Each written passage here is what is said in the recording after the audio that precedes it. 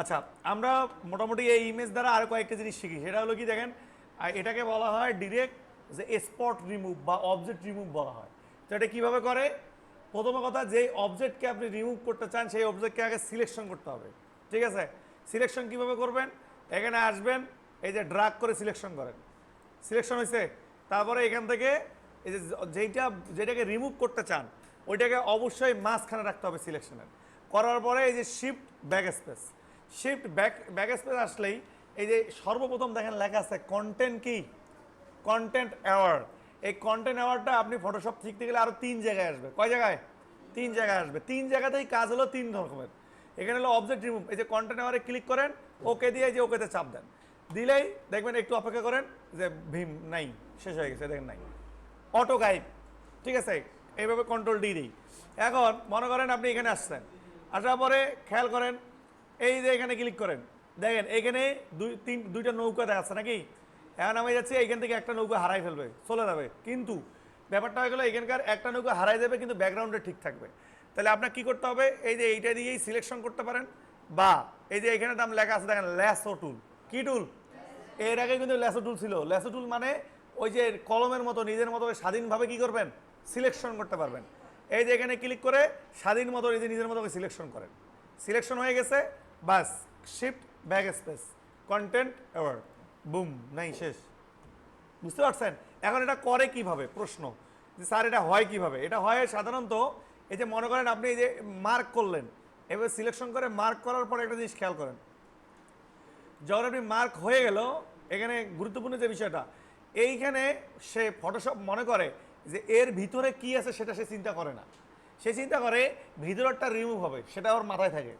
আর ভিতরটা কিভাবে fill up করবে সে চিন্তা করে ওর আশপাশটা কীরকম।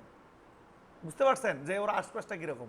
তখন এখান থেকে ক্লিক করে শিফট ব্যাক স্পেস, কী চাপ দিবেন? শিফট ব্যাক স্পেস চাপ দিলেই দেখবেন আপনি শিফট ব্যাক স্পেস দেখাইলে হয়তো বা ফরগ্রাউন্ড কালার থাকতে পারে, তখন আপনার এই যে কালো কালার আসবে। যদি আপনি ব্যাকগ্রাউন্ড কালার দেন তাহলে সাদা কালার আসবে। আর যদি আপনি এখান থেকে কন্টেন্ট অ্যাওয়ার্ড দেন তাহলে এটাকে রিমুভ করে দিবে। মানে দেখেন ইজিলি রিমুভ হয়ে গেছে। তার মানে এখানে কন্টেন্ট অ্যাওয়ার্ড বা অবজেক্ট রিমুভের সবচেয়ে এখানে গুরুত্বপূর্ণ পার্ট হলো যে আপনি কীভাবে সিলেকশন করতেছেন। এখন আপনার কাছে মনে হলো এই গাছগুলো আপনার কাছে ভেজাল, গাছগুলো যদি রিমুভ হয়ে যেত তাহলে গাছগুলোকে দেখেন সুন্দর করে ল্যাসো টুল দিয়েই সিলেকশন করেন, বা আপনার এই যে উপরে এই টুলগুলো দিয়ে সিলেকশন করেন, কাজ কিন্তু একই। এই টুলগুলো দিয়ে যে কাজগুলো করতেছিলেন আমি যদি ল্যাসো টুল দিয়েও সিলেকশন করেন ওই সেম কাজগুলোই হবে। এখন আপনি দেখেন এখানে এসে কন্ট্রোল ব্যাক স্পেস দেন তাহলে ব্যাকগ্রাউন্ড কালার চলে আসবে, অল্টার ব্যাক স্পেস দেন তাহলে ব্যাকগ্রাউন্ড কালার চলে আসবে। যদি আপনি মনে আছে রিভার্স করার কথা মনে আছে নাকি? রাইট বাটন ক্লিক করে যদি রিভার্স দেন, এই যে রিভার্স দিয়ে দিলেন, কন্ট্রোল ব্যাক স্পেস দেখেন তাহলে পুরোটা ওটা বাধা হয়ে গেল। তার মানে এই সিলেকশন হলে প্রিভিয়াস সকালবেলা থেকে যা দেখছেন সবগুলো করা যাবে। কথা বুঝতে পারছেন? মানে এটা সিলেকশনটা আমি কিন্তু বলে দিয়েছিলাম যে এখানে সিলেকশনটা বেশি ম্যাটার, মানে কি সিলেকশন করতেছেন, কি কাজ করবেন, এটা হলো মেন ম্যাটার। তো আমি এখানে আসি, এখানেও ক্লিক করে এই যে শিফট ব্যাক স্পেস দিয়ে ওকে চাপ দেন, দেখেন কন্টেন্ট অ্যাওয়ার্ড নাই। বুঝতে পারছেন? দেখবেন একে ইজিলি মনে হবে যে না একদম নন টেকনিক্যাল পারসন বুঝবেই না এখানে যে সেই এডিটিংয়ের বাইরে পাচ্ছে। ঠিক আছে? কোন পাহাড়টা? এই পাহাড়টা না, এখানে পাহাড়টা অনেক বড়। এখন একটা জিনিস খেয়াল রাখেন, কন্টেন্ট অ্যাওয়ার্ড মানে অবজেক্টকে রিমুভ করা। এখন এত বড় একটাকে একবার আপনি করতে পারবেন না, তখন আপনাকে হয়তো বা কিছু কিছু পার্ট ধরে করতে হবে। এখানে আরও একটা বিষয় আছে, যদি আপনার পাহাড়টাকে রিমুভ করতে হয় তাহলে এখানকার গাছগুলো আছে না সেগুলোকেও চিন্তা করতে হবে। সে এখন এই কন্টেন্ট অ্যাওয়ার্ডটা কীভাবে কাজ করে এটা সাধারণত বুঝবেন। এখন দেখেন আপনি এই জায়গা থেকে এই ফাঁকা জায়গাটা রিমুভ করবেন, এবার সিলেকশন করলে এটা ধরলেন, ধরার পরে বুঝেন যদি আপনি এই জায়গা থেকে এটা রিমুভ করতে চান তাহলে এটাতে রিমুভ করবে, সে কী করবে আশপাশটা কেমন আছে সেটা আসবে, আসবে কি না? এখন আপনি যদি একবারে পাহাড়টা রিমুভ করতে চান তাহলে ঝামেলা হবে। কি ঝামেলা? এই একবারে পাহাড়টা রিমুভ করতে গেলে পাহাড়ের আশপাশ কী আছে বলেন? এই গাছগুলা, এই গাছগুলো ফির পাহাড়ের উপর গাছাবে। আমার কথা বুঝতে পারছেন? তাহলে আপনাকে এখান থেকে তাহলে রিমুভ করবো কেমনে স্যার? তাহলে আপনাকে করতে হবে আস্তে আস্তে, এই যে ছোটো ছোটো করে ধরতে হবে, ছোটো ছোটো করে ধরতে হবে, শিফট ব্যাক স্পেস দিয়ে হয়ে চাপ দেন, দেখেন কি আসে, দেখেন এইদিকের গাছগুলো আসতেছে। পরিবর্তন তো বুঝতে পারছেন আমি যেটা বলছি?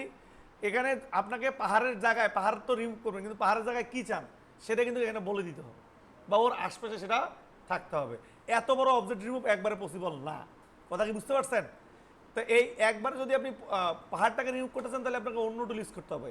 পেইন্ট টুল দিয়ে পাহাড়টাকে আলাদা করে ধরতে হবে। ঠিক আছে, কীভাবে? এই দেখেন এখানে পেইন্ট টুলের কাজ আছে, ওইখানেও যেমন পেইন্ট টুলের কাজ, এখানেও পেইন্ট টুলের কাজ। এই যে এই বিষয়গুলো এলোমেলো হয়ে যাচ্ছে। ক্লিক করে দেখেন পেইন্ট টুল দিয়ে সুন্দর করে ধরেন, একেবারে যে এরিয়াটা ধরতে চান, যে এরকম এরকম করে পুরা পাহাড়টাকে ধরবেন। ধরার পরে দেখেন এখানে গাছগুলোকে আবার পেইন্ট টুল দিয়ে পাত করতে হবে সঠিক করে। এই যে পাত করার পরে দেখেন আমরা করে দেখি, করে দেখতে তো আর সমস্যা নেই, আসেনি? এই যে সুন্দর করে এই ধরলেন, এই পাহাড়টা থাকবে না। তাই ক্লিক করে কন্ট্রোল শিফট ইন্টার দিবেন, সিলেকশন চলে আসবে, শিফট ব্যাক স্পেস, ওকে চাপ দেন। দেখেন হলে কি গ্যাঞ্জামটা বাজে এখানে, কিছু কিছু আকাশ আসবে, কিছু গাছ যাবে, দেখছেন? বুঝতে পারছেন বিষয়টা? তার মানে কন্টেন্ট নেওয়ার এইভাবে এখানে কিভাবে কাজ করে? তার মানে কন্টেন্ট নেওয়ার কাজ করে সাধারণত,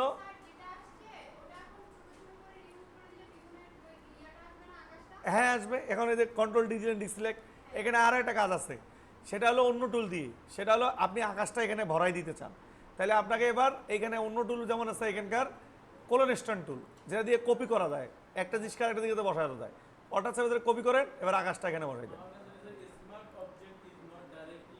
আচ্ছা, স্মার্ট অবজেক্ট কি বোঝায় আমি বলি, আমি এইভাবে এলোমেলো করে না বুঝাই, হ্যাঁ এগুলো এলোমেলো, অনেকগুলো টুলের ব্যাপার আসে, আমি যতটুকু যেই টুল দিয়ে করা যায় বলি।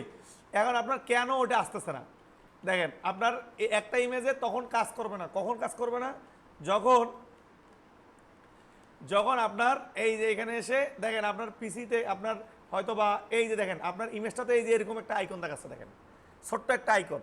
এখন আপনি এই ইমেজটার এটা যদি করা থাকে স্মার্ট অবজেক্ট, তার মানে এখানকার পিক্সেলগুলো লক করা থাকে, বুঝতে পারছেন?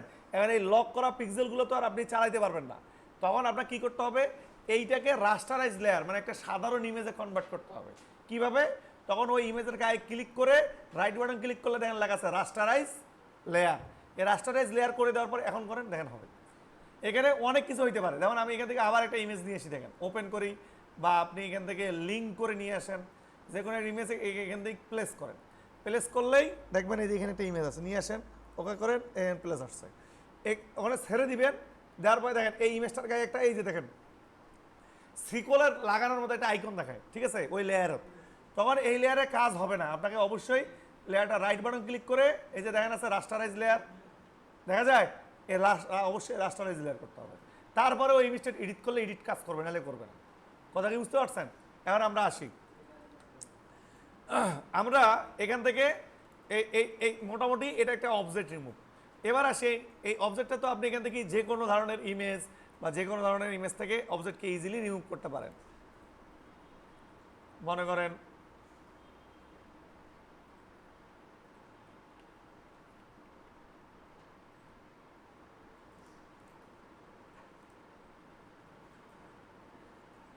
এরপরে যেটা আছে সেটা দেখেন, তো আপনাকে এখানকার কন্টেনারটা বুঝছেন কিনা? এখন আপনি যদি মনে করেন বিল্ডিংটা ছাড়া আমার দরকার নেই, তাহলে বিল্ডিংটা ধরতে হবে। এখন আপনি বিল্ডিংটা এই টুলগুলো দিয়েও ধরতে পারেন এইভাবে, নয়তো আপনি এখান থেকে এই যে ল্যাসো টুল দিয়েও ধরতে পারেন নিজের মতো করে, এই যে সুন্দর করে এই যে এখান থেকে ধরেন,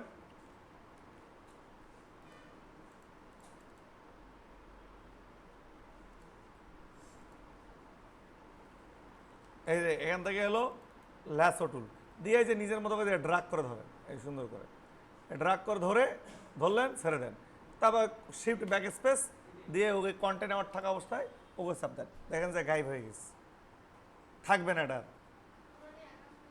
হ্যাঁ, তাই মানে প্রসেস যে পুরোটা আকাশ হয়ে গেছে।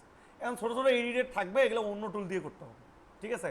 ছোটো ছোটো পয়েন্টগুলো এই কন্ট্রোল ডিডি সিলেক্ট দেন, পুরোটা আকাশ হয়ে গেছে। এখন তাই এই আকাশটা কীভাবে আসছে, উপরে কীরকম আকাশ ছিল সেটার উপর ডিপেন্ড করে আসছে। এখন আমরা নিজের এইখানকার টুলগুলো দেখি, তারপরে এখান থেকে ল্যাসো টুল দেখলেন, ল্যাসো টুল স্বাধীনভাবে। পলিগন ল্যাসো টুল কী করে? পলিগন ল্যাসো টুল সাধারণত করে যেটা, সেটা হলো যে ল্যাসো টুল তো স্বাধীনভাবে করেই, মানে নিজের মতো করে করানো যায়। পলিগন ল্যাসো টুল যেটা করে সেটা হলো যে এই যে দেখেন একটা বিল্ডিং, এই পলিগন ল্যাসো টুল সাধারণত যেটা কাজ করে, এখানে আসবেন, এই যে পলিগন ল্যাসো টুল এর নিচে দেখেন পলিগন ল্যাসো টুলে ক্লিক করেন, ক্লিক করলে এটা নিজের মতো ঘুরে যেতে পারবে না, এই স্ট্রেট ফরওয়ার্ড, মানে এই যে এখানে ক্লিক করলেন সে স্ট্রেট বরাবর যাবে, চাইলে আপনি এটাকে কার্ভ করতে পারবেন না, এটা স্ট্রেট ফরওয়ার্ড সে কাজ করে। এই পলিগন ল্যাসো টুলের কাজ হলো, যদি আপনার এমন একটা অবজেক্ট যে অবজেক্টটাকে ব্যাকগ্রাউন্ড রিমুভ বা ওইটার অবজেক্টকে রিমুভ করতে চান, ওই জিনিসটা স্ট্রেট ফরওয়ার্ড, এই যে যেমন বিল্ডিংয়ের ব্যাকগ্রাউন্ড রিমুভ করতে গেলে এটা ঠিক আছে, এই যে ক্লিক করলেন। এখন বলেন তো আপনার বিল্ডিংটা প্রয়োজন না আকাশটা প্রয়োজন, বলেন? যদি আকাশের প্রয়োজন হয় তাহলে উপর দিক থেকে এইভাবে সিলেকশন করতে হবে, করে এই যে এখানে শেষ করে দিতে হবে। এই যে এখানে এসে শেষ করে দেন, এই শেষ করে দেওয়ার সাথেই অটোমেটিকলি দেখেন ঝিলিমিলি দেখা যায় কি না? এখন এখান থেকে আপনি কন্ট্রোল জে দিয়ে দিবেন, অটোমেটিকলি দেখেন আকাশটা আলাদা হয়ে গেছে। আবার যদি মনে হয় যে না আমার এটা দরকার নাই, আমার হলো বিল্ডিং দরকার, তখন আপনি এই যে এখান থেকে ক্লিক করবেন, এই যে এখানে ক্লিক করলেন, একবারে এতটুকু পর্যন্ত দিলেন, একবারে এভাবে দেওয়ার পরে একবারে শেষ করে দিলেন, তাহলে বিল্ডিংয়ের দিকে শেষ করে দেন। কথা কি বুঝতে পারছেন? এই যে ঝিলিমিলি আসছে, এখন আমার বিল্ডিং প্রয়োজন। এখন আপনি এই যে রিভার্স মনে আছে নাকি আপনাদের? রাইট বাটন করলে রিভার্স হয়, তার মানে কি আকাশ সিলেক্টেড হয়ে গেছে। যদি আপনি আবার রিভার্স করেন তাহলে বিল্ডিং সিলেক্টেড হয়ে গেছে। যখন যেটা সিলেক্টেড করা প্রয়োজন নিবেন, কন্ট্রোল জে দিবেন, দেন বিল্ডিংটা আলাদা হয়ে গেছে। কথা কি বুঝতে পারছেন? সেম প্রসেস কাজ। এরপরে আসে দেখেন ম্যাগনেটিক ল্যাসো টুল। এইটা সবচেয়ে বেশি ভেজাল্লা। কেন ভেজাল্লা? যেমন এই বিল্ডিংটা নেই, এবার এখানে এসে এটা সিলেকশন করে রাখেন, রাখার পরে খেয়াল করেন ম্যাগনেটিক ল্যাসো টুল, ম্যাগনেটিক ল্যাসো টুলে ক্লিক করেন, ক্লিক করার পরে অপেক্ষা করেন। দেখেন এইখানে ক্লিক করলেন, একবার ক্লিক করে শুরু করলে আর বন্ধ করা যায় না, আর নিজের মতো করে দেখেন অ্যাঙ্কর পয়েন্টে নিতেছে। বলেন সিলেকশন ঠিক হয়েছে? আমার কথা বোঝেন নাই মনে হয়। সিলেকশন নিলে ঠিক হয় নাই, আপনি যে কন্ট্রোল জেড দিবেন সে কথাও শোনেন। তার মানে একবার শুরু হয়ে গেলে অটো চুমু করে দেখেন, মাউস যে পেজ নিয়ে যাওয়া হয় সেই পেজ দিয়ে করতেইছে। হ্যাঁ, এই দেওয়ানি করলে চলে, ঠিক আছে। এই যতক্ষণ পর্যন্ত যেখানে শুরু করছেন ওখানে শেষ না করে দিবেন, অতক্ষণ পর্যন্ত এই গ্যাঞ্জামটা করতে থাকে। আমার কাছে ব্যক্তিগতভাবে ম্যাগনেটিক ল্যাসো টুল কাজ কোনো কাজেরই না, উদেই সময় নষ্ট আর কি। এরপরে আসে দেখেন এই প্রথম সাইডটা টুলের কাজে হলো সিলেকশন করা। এরপরে আছে দেখেন অবজেক্ট সিলেকশন টুল, এর নাম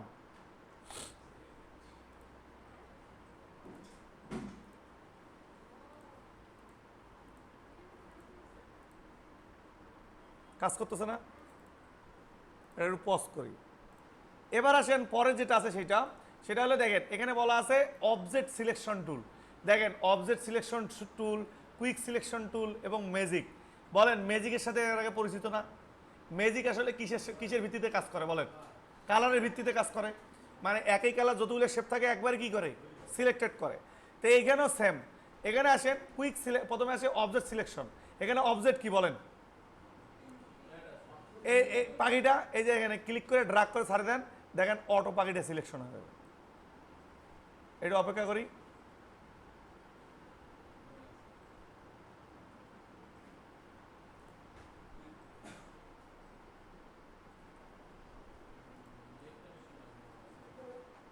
না কোনো কানেকশনে লাগবে না।